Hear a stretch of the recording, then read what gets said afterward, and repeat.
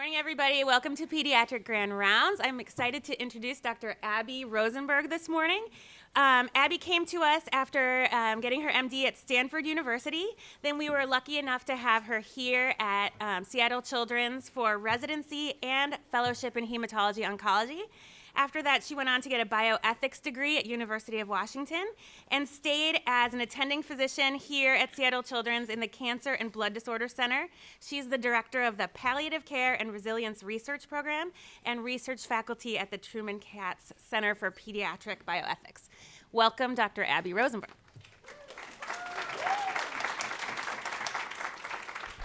Good morning, everyone. And thanks, Suzanne, for that lovely introduction. Richard and I were just sitting over here talking about how exciting and equally intimidating it is to speak in front of peers and colleagues, especially so many of you have been my teachers over the years. So thank you all for being here. I'm going to talk today about promoting resilience in children and families facing serious pediatric illness. And I have no disclosures, but at the very end, I am going to talk about a digital app that my team is developing in partnership with the digital health program here at Seattle Children's, and we do ultimately hope to be able to disseminate that. So the objectives today are first to examine theories of resilience and how they do or don't translate into clinical care. 2, to explore adolescent, patient, and parent perspectives of resilience during and after pediatric cancer. And 3, to describe the development and testing of a novel, patient-centered, resilience-building intervention. So let's start with why resilience. Many of you know this about me, but not everyone does, I assume. I started my professional career as a social worker for HIV-positive kids in inner-city New York during the heyday of the epidemic there. And I was very, very, very, very, very unqualified for that work. But even then, early in my professional life, I recognized that when pediatric patients and their families are struggling with serious illness, it can become very, very difficult, if not destructive, for the whole family. And then throughout the rest of my medical training, as a student and as a resident, as a fellow here, as a young mom, as a peer, as a friend who was witnessing other families going through illness, I realized there are some families who seem to do well and others who really seem to struggle. And I wondered why some families seem to manage, if not thrive, from adversities of illness like cancer. Is there a way that we could figure out how to bottle that capacity and teach it to other families who are struggling? And in so doing, could we alleviate their suffering and improve their quality of life? So as I started to grapple with these questions, one of my mentors said very early, well, if you want to change something, you have to be able to measure it. Turns out that's easier said than done in the resilience world. So this is a graph done by a guy named George Bonanno, who's one of the pioneers in psychology resilience research. He studies bereavement and published this in 2004. So what you're looking at on the x-axis is time, and on the y-axis is levels of distress or depression. And you see 3 different groups of people marked by 3 different lines marching through their lives until a traumatic event happens. In this case, it's the death of their spouse. And following that event, there are 3 expected and normal spikes in distress and depression, followed by some trajectory towards some new baseline. And the problem with this image is that people have looked at it and interpreted it in a lot of different ways. So one of the predominant resilience theories historically is that resilience is a trait. It's defined by some pre-existing and often immutable personal characteristics. These are the theories that say resilience is something like hardiness or grit. And people who endorse this theory would look at this graph and say, look, on the far left, those people who are going to turn out badly are the ones who are already predisposed based on whatever they brought into the experience. There's a second school of theory that looks at the middle of this graph and says, no, actually resilience is defined right in the middle based on some process of adaptation and coping and adjustment. And if we can help intervene and teach people how to cope, maybe we can change the shape of their trajectory. And then there's a third school of thought that says resilience is an outcome, and it's defined on the far right of this graph after some undefined period of time and only after a particular traumatic event has happened. So as we were trying to translate this theory into pediatric medicine, we came up with a few challenges to the paradigm. Number 1, is illness an isolated event? it's really hard to overlay pediatric illness on that graph, because I think everyone in here realizes it's not just a single day that is traumatic. It's multiple different stressors for patients and families to endure. Second, who is the unit of resilience? Is it the patient? Is it the family? Is it the community? And if you answer that question differently, you pick a different surrogate marker to care about. We have heard a lot in our work and in the literature that there's a difference between getting through or growing from adversity. So some of the people in the resilience world who believe that resilience is an outcome will say you have to have some evidence of growth or improvement after some traumatic event. You have to have learned from it. But if you talk to people in the moment, families whose children are sick, Hurricane Harvey victims, they will say the fact that I'm getting up and getting to work every day makes me resilient. But it becomes very hard to measure resilience in those people because they are really maintaining the normalcy of their lives. Which outcomes matter and to whom? So what I care about as an oncologist may be different from what a teen cares about, and that may be different from what his parents care about. We also, if you define resilience as an outcome, struggle with the time point of that measurement. So maybe someone's doing relatively well at the 6-month mark, but they start falling apart at the 12-month mark. And if you only pick resilience as an outcome at a particular time, you miss that whole experiential picture. Lastly, how do you integrate cultural differences into all of these theories? As we started to try to answer that last question, we started to pull the global literature, and I can tell you that the vast majority of resilience work comes from the United States and Western cultures. And here there's this idea that that which doesn't kill you makes you stronger. The further you stretch your rubber band, the harder it'll bounce back, the more people will have learned, the stronger they will become. That is a super American philosophy. In Southeast Asia, resilience is equated with balance. So for every bad thing that happens, there has to be a good, and vice versa. And so resilience is actually best served when there are minimal fluctuations in people's lives. In Latino culture here in the United States and in South America, resilience has been equated with the upholding of cultural values. So for example, in Los Angeles, in East Los Angeles, teens who are able to uphold their community values in Latino cultures are the ones who are the least likely to become involved in gang or drug violence. In Afghanistan and war-torn countries in the Middle East, resilience has been equated with mastery. So people who are able to master a particular skill set seem to be the ones who do better in their war-torn recovery of their economy. In Native American cultures here, resilience has been equated with spirituality and wisdom. So people who maintain the spiritual beliefs of their tribe seem to be at lower risk of developing later diabetes.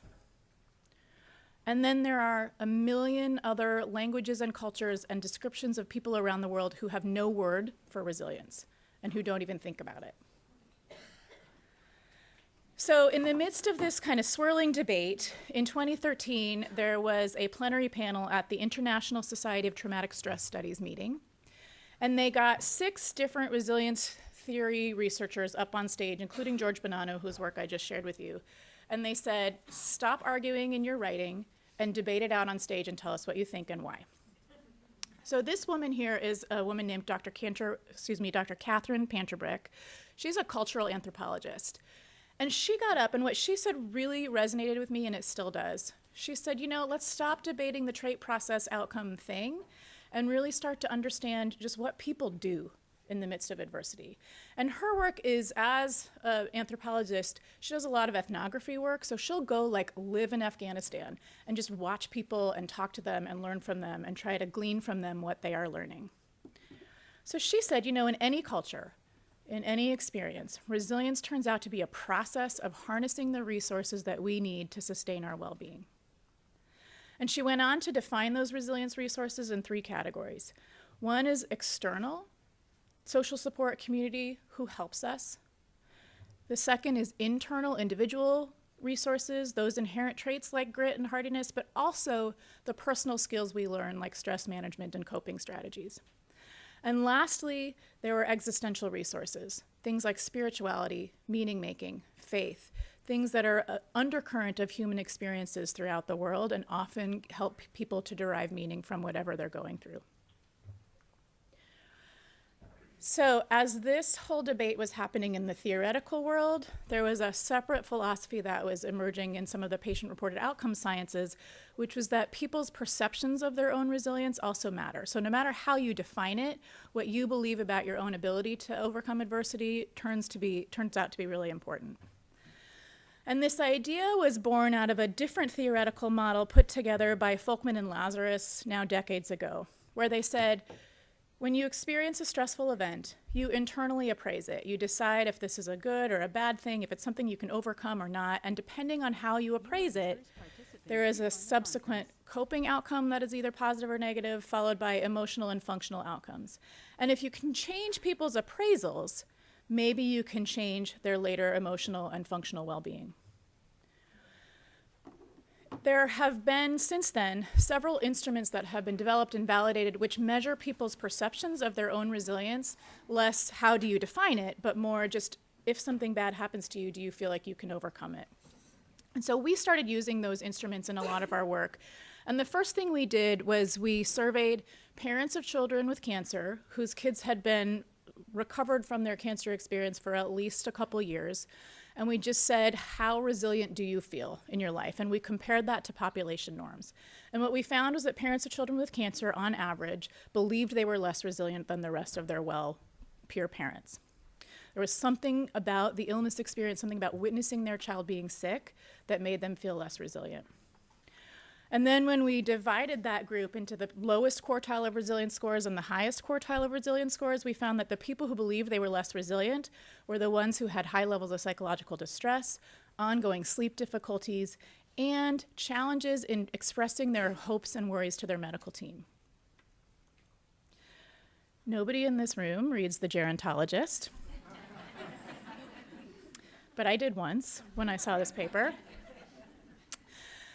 So this was published a couple years ago, and this was a report from the U.S. Health and Retirement Study, which for those who don't know is a huge population database of over 11,000 older adults in the United States between the ages of 50 and I think the oldest person now is 98. And what they do is they prospectively survey older adults, and then they also track their medical record data and billing codes to see what happens to them. So in this analysis, they started using these same instruments to say to people, how resilient do you think you are? And then they followed them prospectively to see what happened. And so if you had two gentlemen who were age and otherwise matched in all ways, except one guy believes he's resilient and the other guy doesn't, they both fall and break their hips. The guy who believed he was resilient way back when is more likely to get up, go to physical therapy, do his ADLs, and live longer.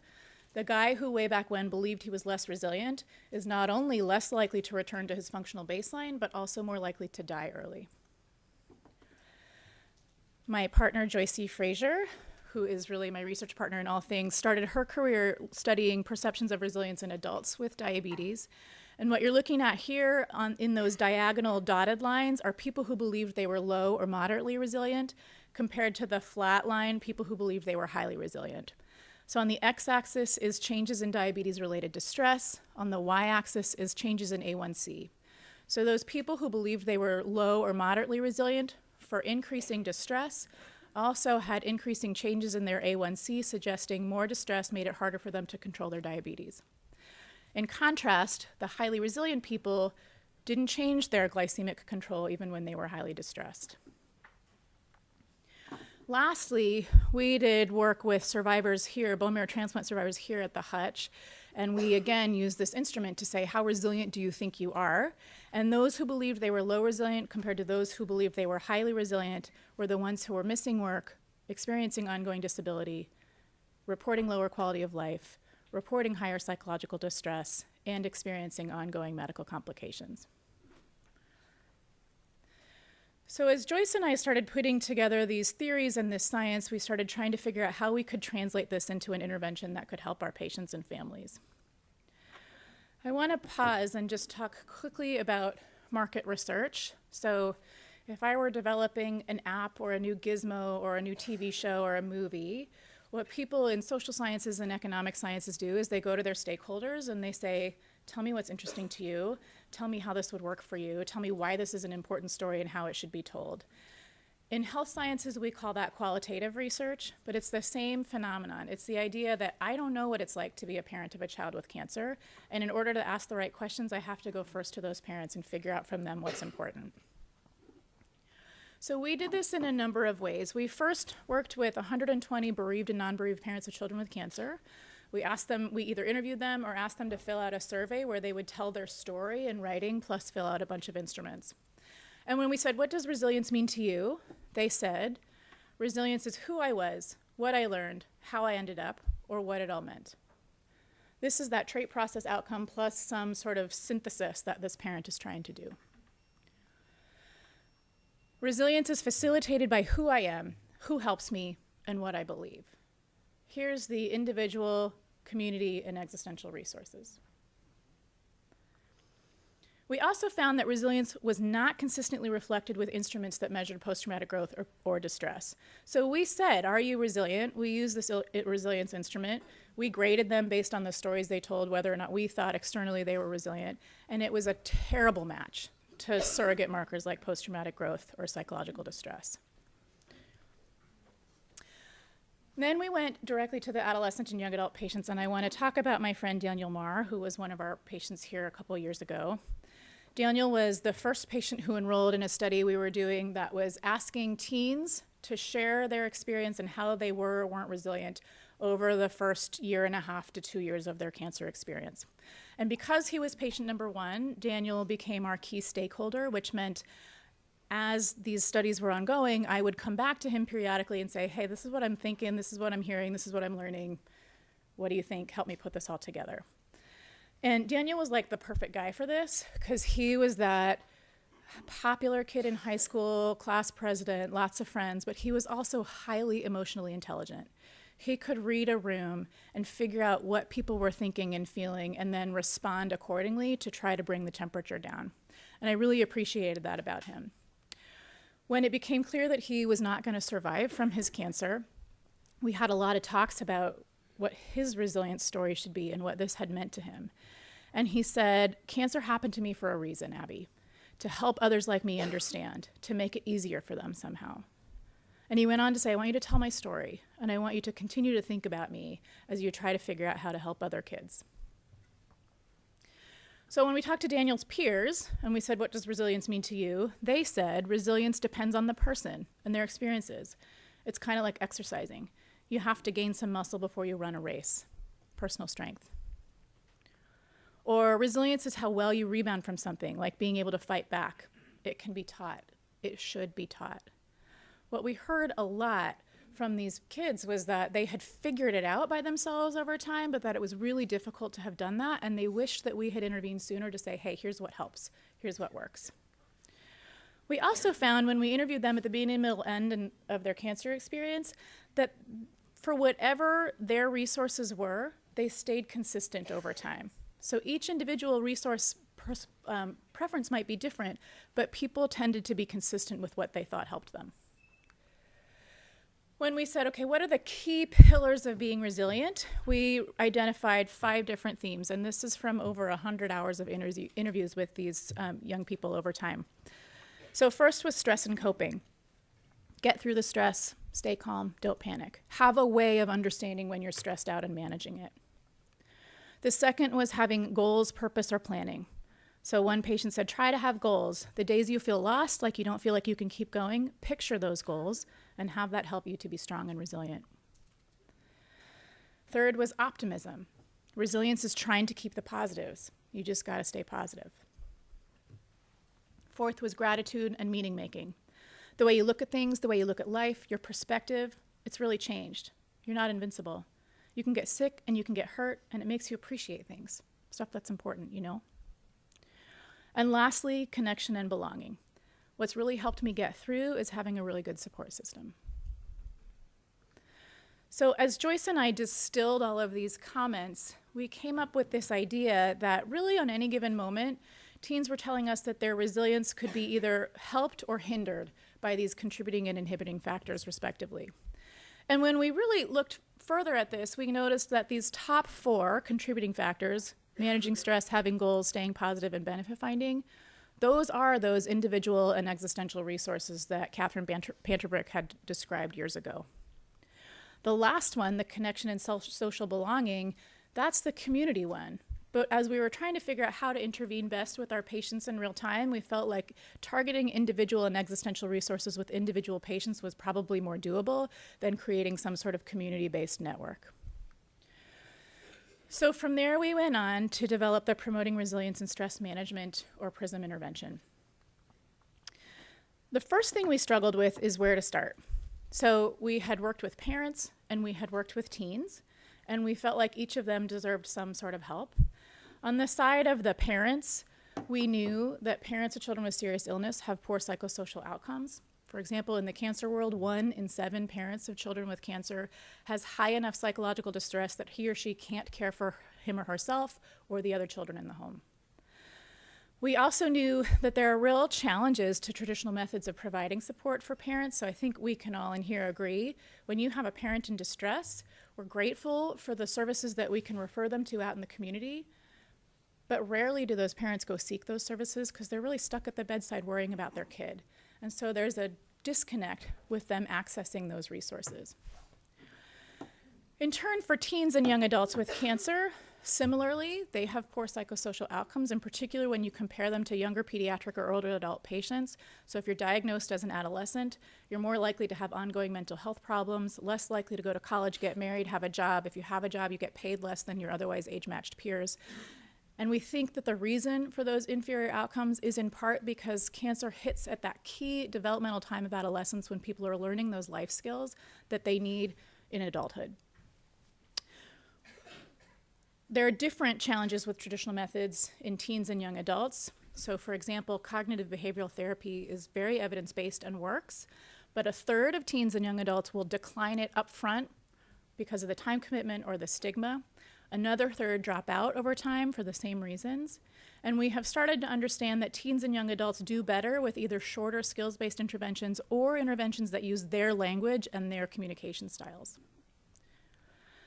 The last thing that really pushed us towards starting with teens and young adults was this idea that if we're talking about resilience resources, few teens and young adults have ever had an opportunity to develop their own skills at this point in life. And so maybe we would get a bigger bang for our buck by starting there. So we developed PRISM, as I said, and it was based on these resilience and stress and coping theories that I've already shared with you, Joyce's and my preliminary research, the literature. We called the literature for every example of an evidence-based psychosocial intervention and tried to pull from it what had worked and what didn't. And then we took the show on the road and we went to multiple national meetings and different conferences, and we just sort of said, this is what we're thinking about, and we gauged expert opinion. We designed PRISM to be disease nonspecific, thinking that we would hopefully be able to translate this to a lot of populations of kids with serious illness. We wanted it skills-based, brief, and patient-focused because that's what the teens told us they wanted. And we wanted something cost-effective that could hopefully be disseminated in the future. And the goal was really to increase those personal perceptions of resilience, now having understood how important that was, and then we hoped, in so doing, improve their psychosocial outcomes. Before I tell you the details of PRISM, I just want to pause and say there is a whole separate science to developing an intervention, and that includes manualizing it. And what manualized interventions are those that have a protocol not only for their delivery and their implementation, but also for monitoring the fidelity of their delivery over time. And so Joyce and I did that in all of our work. Our intervention includes at least 8 hours of training for all interventionists, and it's observed, and they do these mock sessions for each of our PRISM sessions so that we can make sure that there is mastery of the material. And then during our trials, we audio record every session, the first 5 for each interventionist, and then a random 1 in 5 is selected and scored using a tool for fidelity to make sure that we are maintaining adherence to our protocols. So here's what PRISM is. It's a brief skills-based intervention. It targets 4 main topics, and it's delivered one-on-one in person at the bedside. So I'm going to talk a little bit more about each of the main topics. The first is managing stress, and here we teach skills of mindfulness, relaxation, How do you recognize all of the stressors that you're experiencing and not judge them? Just become aware of them. The second is goal setting. So we teach skills in setting specific, realistic goals, planning for roadblocks. So what are the steps towards achieving this goal? Is it a realistic achievement? What are you going to do when X, Y, and Z happens and derails you? How are you going to get back on track? How are you going to change your goal if needed? The third skill is positive reframing, and here we talk about recognizing and replacing negative self-talk. It doesn't necessarily mean turning it into something that's unrealistic and happy. It just means making it realistic. So what I hear a lot from teens with cancer is, oh my God, I have no friends anymore and I'm so ugly. And we'll say, okay, that's a really scary and hard thing to think about, but how right is that? And they ultimately get to this point where like, okay, it's not that I have no friends, it's that I have fewer friends. The fourth part then goes to that next leap of turning it into something positive. And this is where we talk about meaning making and specifically identifying benefits, gratitude, purpose, and legacy. So when you say, okay, so you have fewer friends, tell me about those friends. And they'll say, well, you know what? They're really good friends.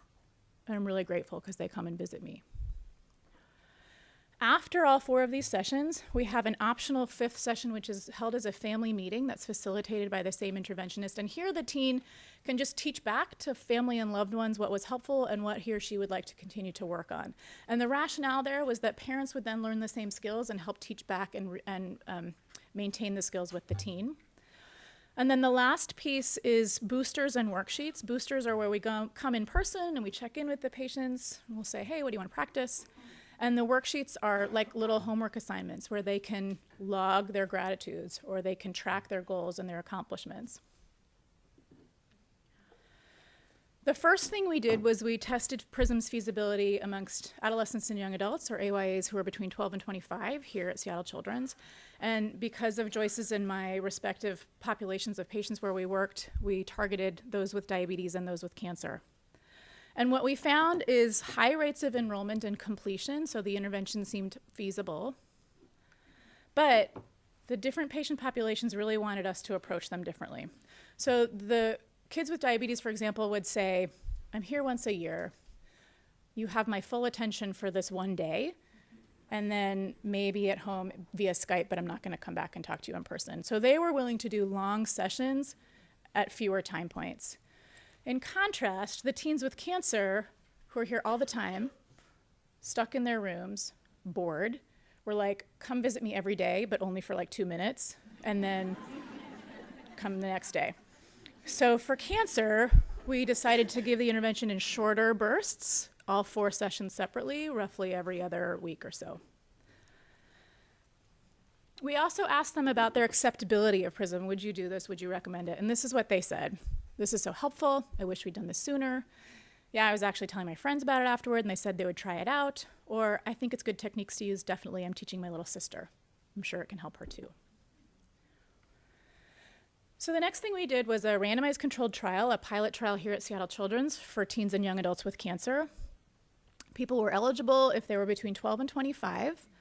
Because our materials are really targeted for developmental learning styles, the language is slightly different for 12 to 17-year-olds versus 18 to 25. So we stratified our enrollment based on age.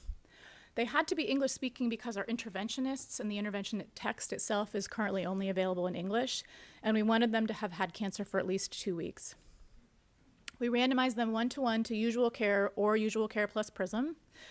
As you all know, usual care in our center includes an assigned social worker throughout the cancer experience, plus additional referral-based services for psychology, palliative care, other social services.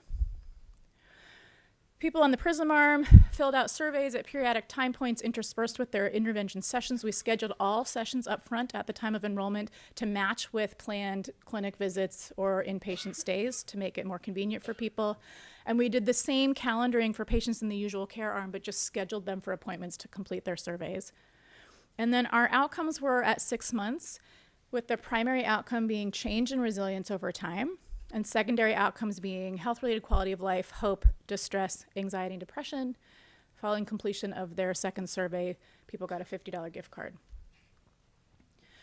So in a 22-month period here at Seattle Children's, we saw 501 new patients with cancer.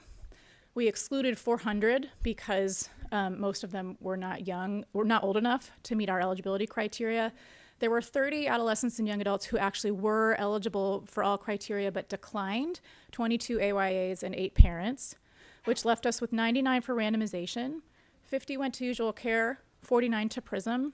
Of those 49, 48 received at least one of the 4 main sessions, and 43 of the 49 received all 4. Attrition in the 2 arms was fairly similar and really due predominantly to medical complications and death, which left us with 38 in the usual care and 36 in the PRISM arm for analysis. These are the characteristics of the patients at baseline, just for your reference. Half to a third young women. The distribution of their ages and cancer types is fairly typical for adolescent young adult oncology patients. And 34 and 20% respectively had advanced cancer at the time of their enrollment. So this is our primary outcome, which was, again, changes in resilience scores over time. And I'm just going to orient you to this graph. So in the little black box is the mean difference, and the line is the confidence interval. So what you want to see is something above or below the red line for it to be statistically significant. So the left was our primary outcome. That was the difference in change scores, which means on average, people who received PRISM compared to those who received usual care had improved resilience scores by 2 points at the time of our analysis. On the far right, just for your reference, is the absolute difference in scores, but unadjusted for where they started at baseline. So these are the same outcomes, but for all of those other, perhaps more clinically important outcomes. So moving left to right is the resilience, patient-reported resilience.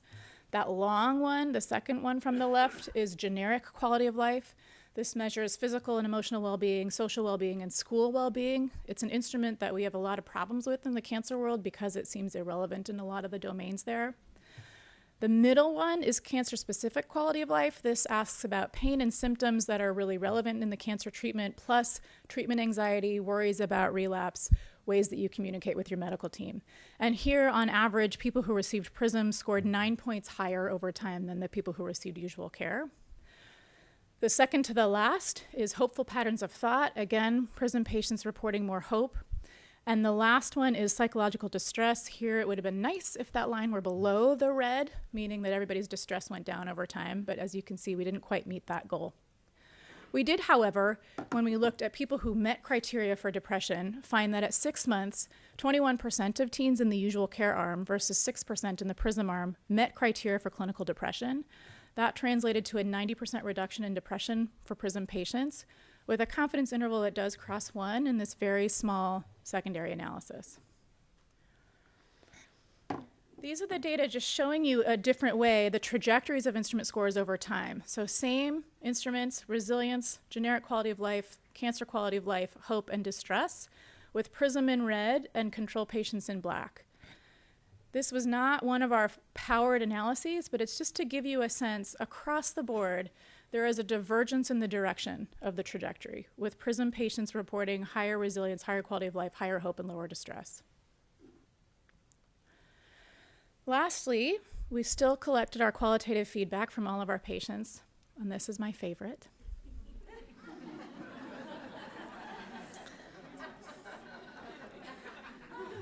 Really well-mannered, polite young man who sent us a thank you card. Thank you so much for the $50 gift card. I had a great time doing this study. I learned a lot of great life skills that I will continue to use for a long time. So thank you so much for letting me participate in this study. Okay, couple limitations. It is very possible that the reason PRISM patients did better is because we simply visited them and nothing to do with the content. We had limited diversity in the study, so it was only here at Children's, English-speaking families only, which means the generalizability of this may be a little bit challenging.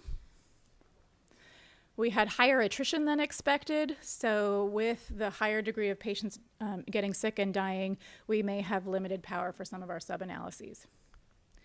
But that's okay, because I think for this pilot, we have really learned that PRISM is associated with increased patient-reported resilience, cancer-specific quality of life, hope, and possibly lower rates of depression.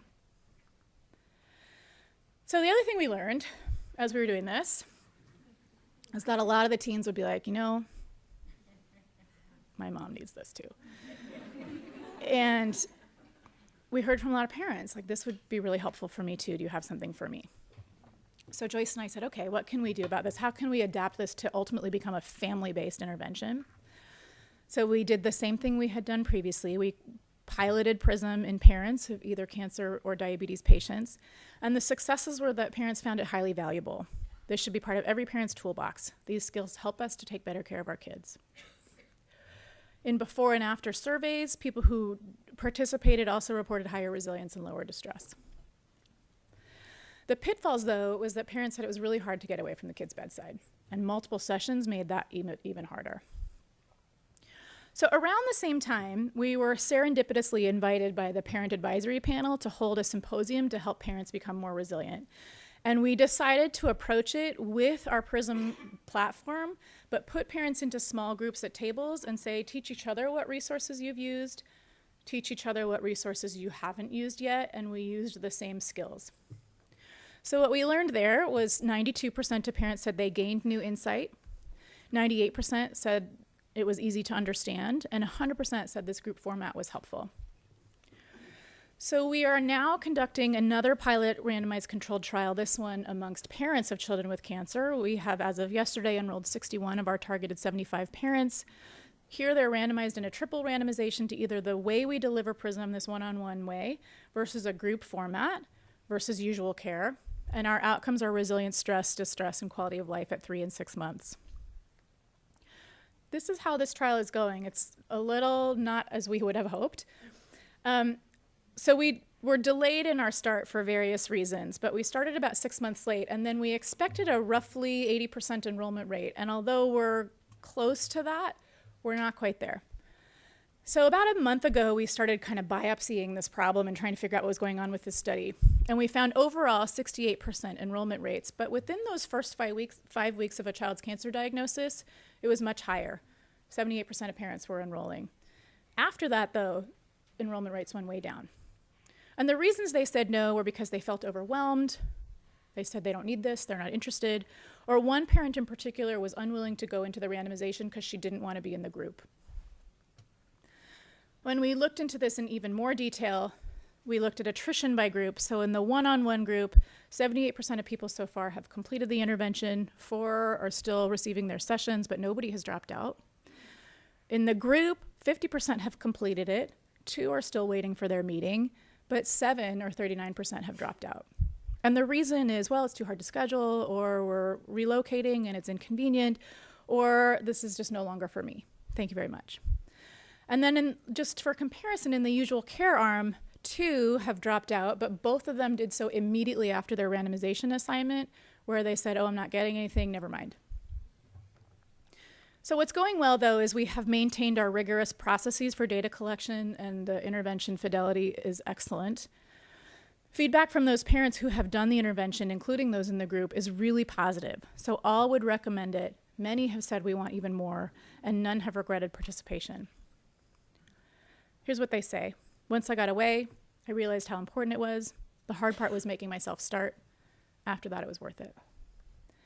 Or for any caretaker, no matter what the relationship, whether spouse or your child or your parent, the skills are really, really valuable. So what we're taking away from this project and process is that the optimal timing and format for parents may be unclear, but once they start, they all complete it. And we're worried about our efficacy analyses, in particular with the group arm, but we'll see what we get. Lastly, I just want to share with you, we have some other projects in process. So we are adapting and testing PRISM specifically for teens and young adults with advanced cancer. We have pilot studies in the cystic fibrosis and chronic renal failure populations to adapt it and figure out what is going to be the best format for those groups. And we have grants in progress to evaluate the cost effectiveness of PRISM, its impact on adherence and other health outcomes, its integration into stepped care delivery models, and how to disseminate and implement it on a wider scale.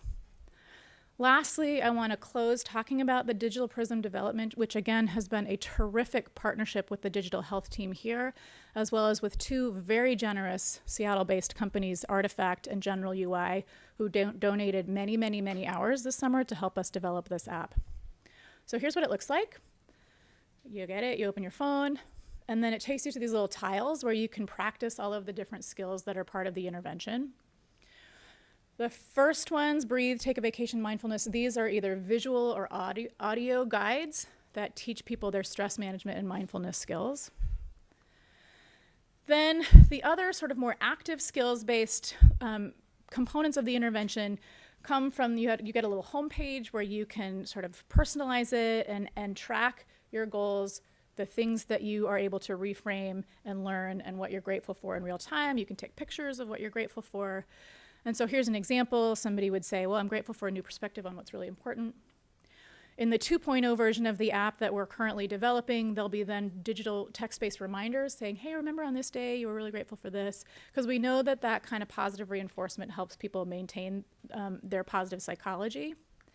And then lastly, there is a link to resources that not only include testimonials, but also the evidence of the development of PRISM, plus links to practice each of these skills in more detail. So if you're a mindfulness person, you can go practice mindfulness in a lot more detail than we do with PRISM. And there are like TED Talks for every single one of these things. And we've found that teens and young adults really love TED Talks, and they really love learning about it. So this sort of helps say, we're not just woo-woo making all this up. This is actually evidence-based science to help you thrive. Last thing I want to say, every time I talk about this, somebody in the audience comes up to me and they say, well, that's nice, but what do I do right now? So here's what I say. On-site psychosocial teams, like social work, psych, child life chaplains, they are experts, and we should use them. Help families identify their resources, strengths, and struggles. Promote the first two, normalize the third. It's okay to have a hard time. That should be expected. Our job is to help them through it. Ask about thoughts. How do you see your experience? Actions. What do you do when things are hard? And supports. Who supports you? This is the fast way to assess someone's resilience resources. So you can champion the ones they have, and you can identify the gaps that are there and help them build the ones they don't. I'm closing with words that Daniel Mark shared with me right before he died. You have to work sometimes to be happy, to move past the hard, the sad, the scary. We all do it, but maybe you need help sometimes. Maybe you need a little bit of learning, or a little bit of strength, or remembering what matters, or a little laughter, or a little love. Figure out what you need and hold on. But please, whatever you do, live the time you have with meaning and purpose. I want to thank the Palliative Care and Resilience team, who's all sitting right here, smiling at me. In particular, Joyce E. Frazier, who is like the love of my research life and partner in all things. I want to thank our terrific mentors and advisors who have helped us with all of this over the years, our funders who have helped support this research, and my family, who's going to be really mad at me for calling them out, but who came to provide some moral support in the back of the room and listened to me. So thank you.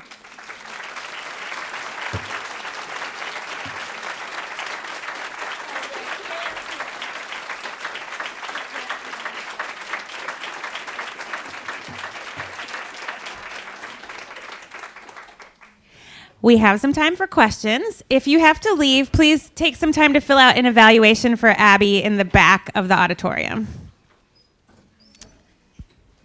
I saw you first. Thanks so much, Abby. I guess one's a comment and one's a question. The comment, thank you for doing such interesting and important work in such a really rigorous way. And thank you for bringing us a little bit closer to the experiences of our patients and our families. That kind of understanding, we don't get it all that often, so thank you. And I guess my question is, you started off saying you did work with HIV patients in New York a long time ago. When did you know that you wanted, this is not a standard oncology talk, when did you know that you wanted to do this kind of work?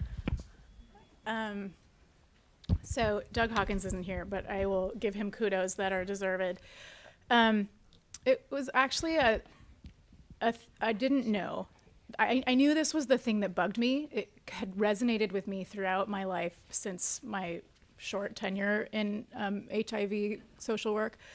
And as a fellow here, my first year, what we do in the Peds Hemonc program is you have to sort of pitch your project.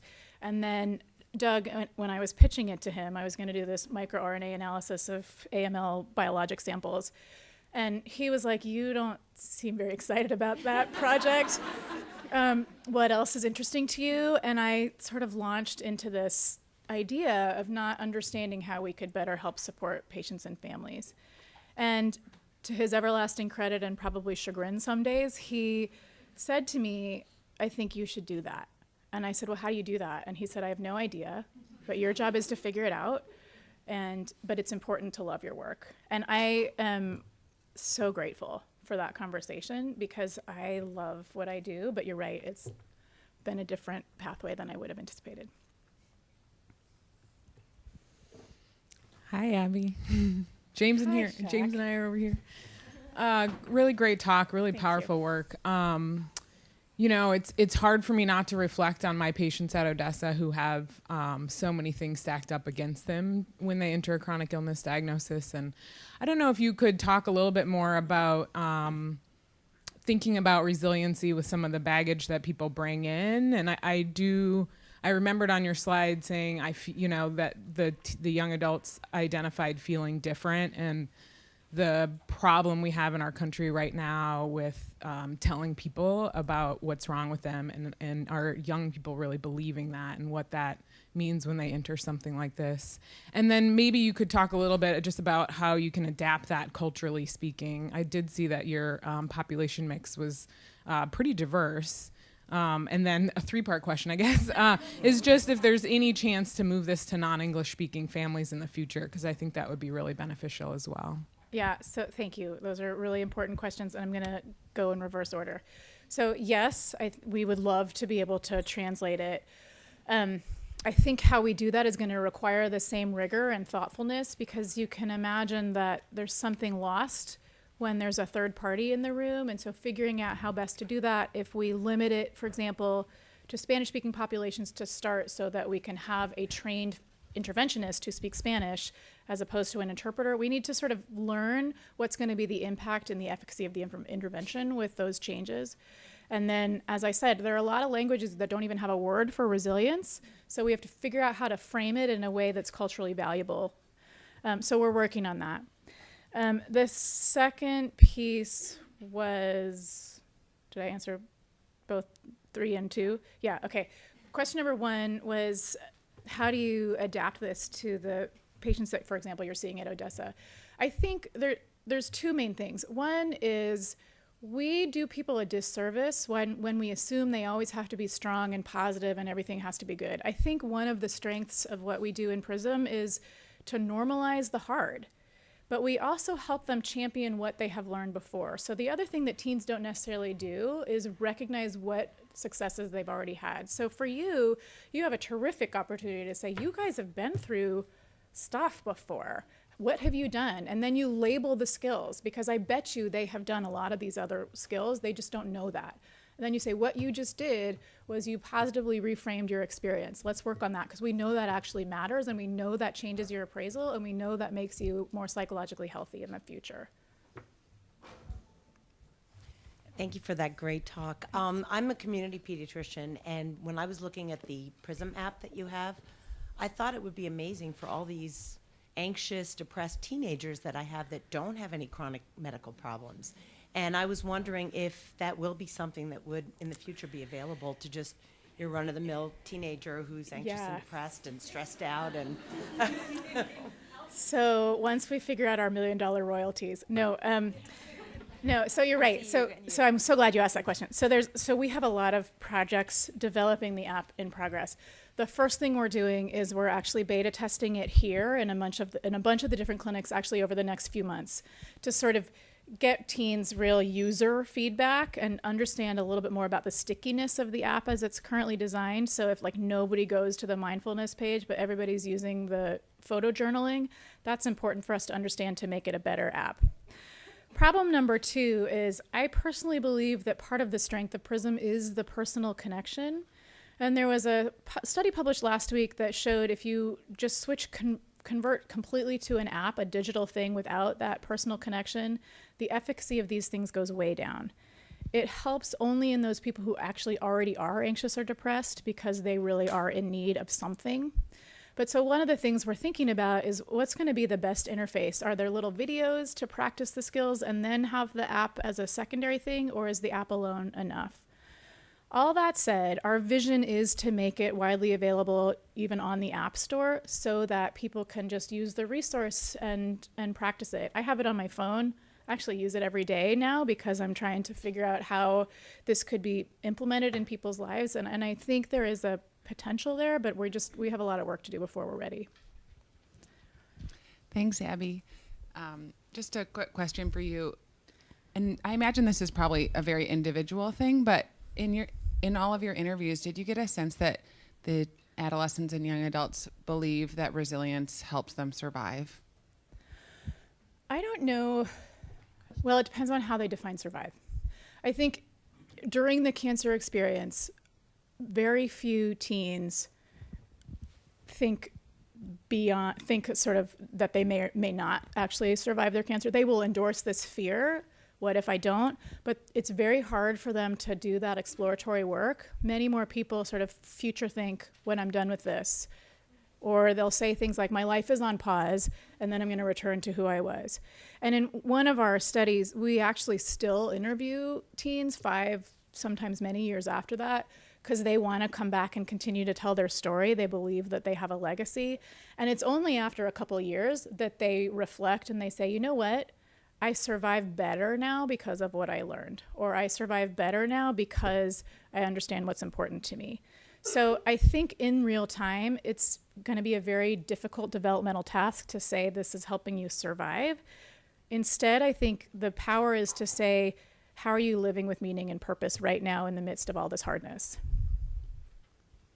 Abby, thank you as always. Kind of building off of that most recent answer, I'm always fascinated with how important that narrative is, how sharing that story is to building resilience. And I was wondering if you've seen that by these patients sharing their stories, by speaking with others about it, by making meaning of those experiences, if that is an important part of that actual building of resilience itself. Yeah, thanks, Mike. I think that's absolutely part of it.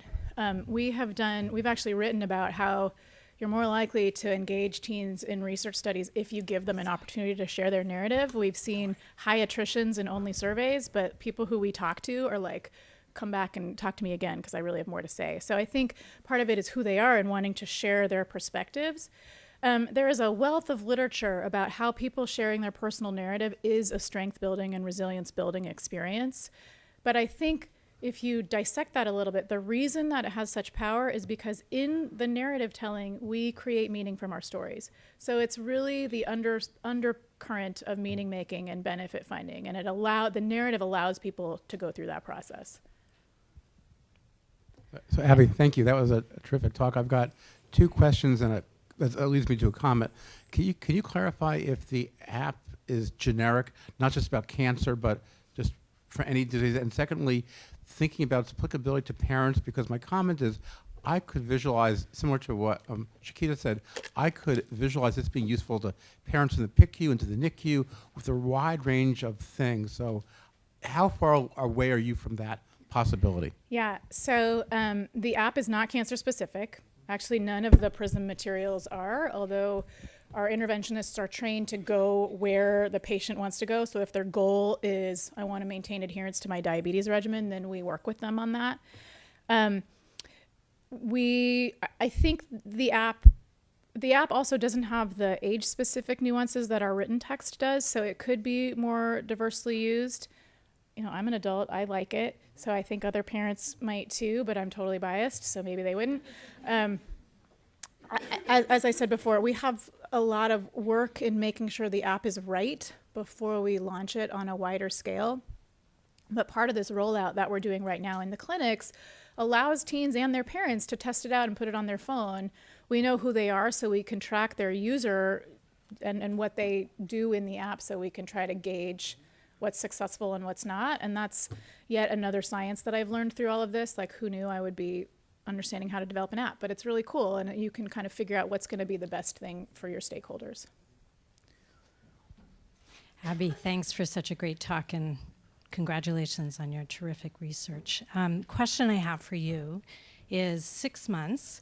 While I can understand why you would pick that as your initial time point, seems short in the scheme of some of these chronic illnesses. So is there research that says that that early time point translates to lasting resiliency? And as a secondary, how will you study that in the future? It's such a good question, Julie. So there's very little research in any of these types of interventions that looks at durability. And part of that is the science is that we think we're helping you right now. And so I think to do that research the right way, you'd need to be able to re-intervene and recognize when people's skills are flagging. We do have some long-term follow-up cohort data that we'll be able to collect, but I don't think we're going to see a durable response unless people continue to use the skills. So one of the different questions is, when do you reboost people? When do you reintroduce the concepts? When do you remind them, hey, you know how to do this? And some of these technologies like the app may help us, but some of our future studies that we're designing right now are actually going to have that embedded. Like, when do we recognize the trajectory is changing, and how do we know when to reintervene? Hi, Abby. Thanks for such a powerful presentation. So one of the reasons I went into pediatrics is because I had this impression, without having a formal definition of resilience, that kids and young adults are more resilient than adults. Is there any evidence to show that that's true, and how do you navigate a situation in which you feel like your patient is more resilient than their parents? And because I imagine that that attitude can trickle down. Yeah, so it's a really good question, Felicia. The challenge is how you define resilience. So we say that a lot, actually, in pediatrics. Kids are really resilient. But I think what we mean is that they recover from medical complications really nicely, and adults don't. If you ask people about their self-perceptions using scales that are validated in both adults and children, kids are actually lower resilient than adults. So I think it depends on what outcome and what surrogate resilience theory you're thinking about. I do believe that part of how people perceive their own resilience is based on adversities they've experienced in the past and how they've overcome them. So kids just don't have a context for that. Hey, Abby, that was great. Thanks. Looking at your data, you have confidence intervals, and it looks like not everybody has a response to this. Right. Are you in a position where you're going to be able to try to understand for whom this works and for whom it doesn't work, and maybe develop PRISM 2.0 Yes. or something like that? Did I just help you write your specific I was looking for Nancy, who's one of our one of the researchers in our lab who is exactly doing that project right now. Last question. Thank you so much, Abby. That was an excellent presentation. It's actually a follow-up question to Dana's.